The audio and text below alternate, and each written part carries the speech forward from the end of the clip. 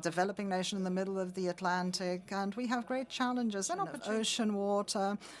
We want to produce hydrogen and are trying. Such plans need to be developed in an inclusive and transparent manner. Productive marine resources and derive livelihoods from these.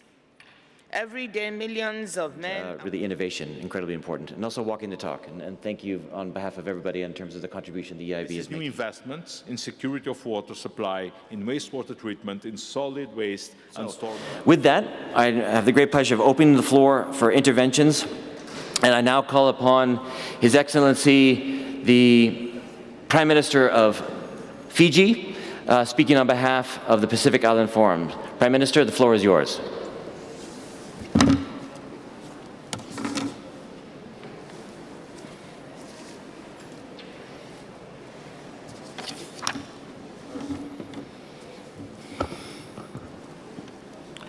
Co-chairs, Your Excellencies, I have the honor to speak on behalf of the Pacific Islands Forum member countries and territories.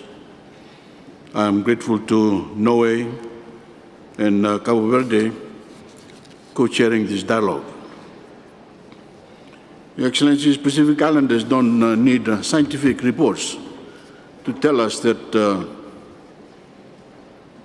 our ocean is endangered. We can see with our own eyes. We can see it in the smaller fish and the whiter reefs, and we can feel it in the warmer seas we live with. The ocean crisis isn't coming. It's here. And it is crashing at every reef, watershed, riverbank, and shoreline on Earth. The greatest cost of this crisis is opportunity.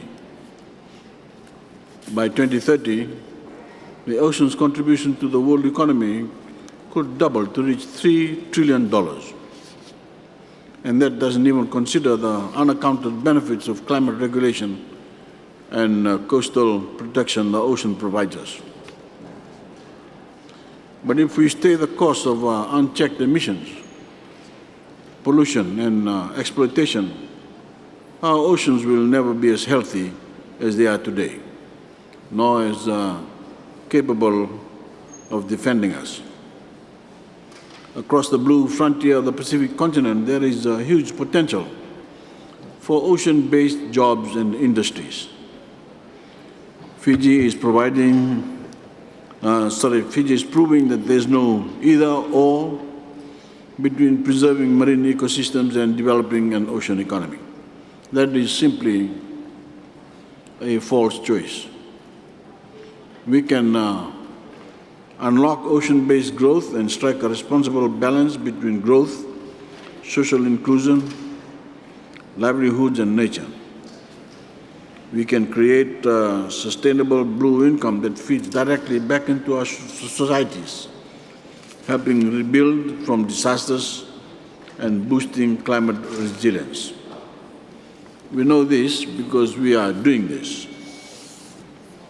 I'm glad to see that today's discussion covers existing ocean industries as well as emerging ones that may not yet fall under SDG 14.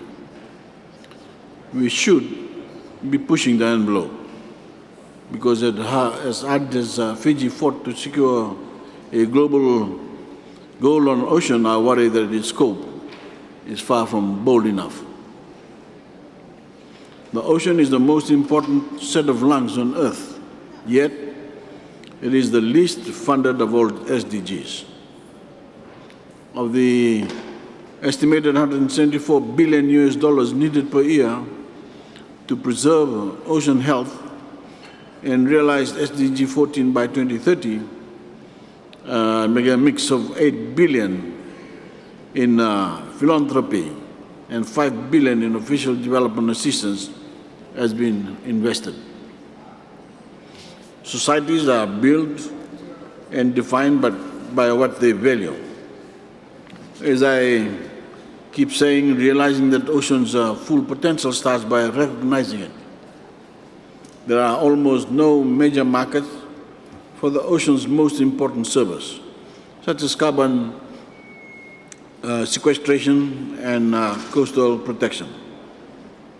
Yet, the estimated value of these ecosystem services could be upwards of $33 trillion. Even a tiny fraction of that would fit neatly within our current and badly dated definitions of economic returns. Friends, we will get what we pay for.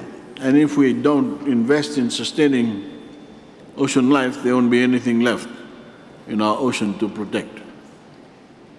We call on all partners to step up ocean investments. There is no surer way to make friends in the Pacific or to befriend the ocean for the benefit of all on Earth. Thank you.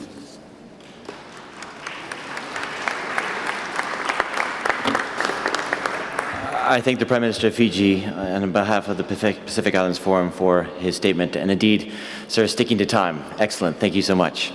I'd now like to turn to His Excellency the Prime Minister of Tonga.